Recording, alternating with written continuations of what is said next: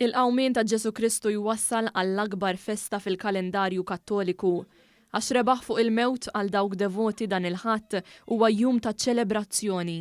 Fil-fatt malli jdoqqu t-tokki ta' nofs il-lejl u jibda l-jum tal-għajt il-kbir, id-dinja tixel wara jiem ta' riflessjoni fuq id-batija u s-sagrifiċċju. Mal-erba' tirjieħ tad-dinja bosta joħorġu fit-toroq biex jesprimu l-ferħ tagħhom għal qawmien ta' Ġesu Kristu u fil-waqt li kulħadd jiċċelebra l-istess storja, il-mod ta' kif dan isir huwa għal kollox differenti. Meta wieħed iħares lejn pajjiżi oħra Ewropej bħal Finlandja, hemm it-tradizzjoni tal-ħuġġieġa f'jum lejt. Ħattilgħid huwa jum sinifikanti wkoll għaliex jimmarka tmiem ta' 40 jum tar-Randan li matulhom ħafna jagħmlu xi sagrifiċċju. Fil-Polonja l-familja tingħaqad flimkien għal ikla bnina madwar il-mejda wara li f'Sibtilgħid il-Pollakki jieħdu l-ikel tagħhom il-Knisja biex jitbierek.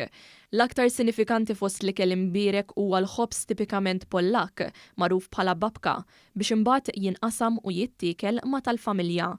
Fl-Ukrajna minkejja l-gwerra qalila li għaddejja, il-Kattoliċi xorta wrew id-devozzjoni tagħhom lejn din l-akbar festa permezz ta' fġieli fi Kiev.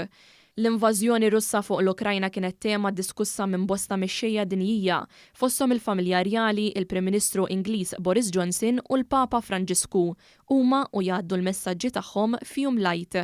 F'Ġerusalemm lejt il-kbir ġie ċelebrat b'qudiesa pontifikali u purċissjoni solenni. Al kontrarju fl-Istati Uniti jispikkaw l-aktar iċ-ċelebrazzjonijiet bil-bajt ta' ċikkolata imgeżurin fil-wien vivaċi, tant li kull sena huwa stmat li jintefqu biljuni ta' dollari f'ħelu.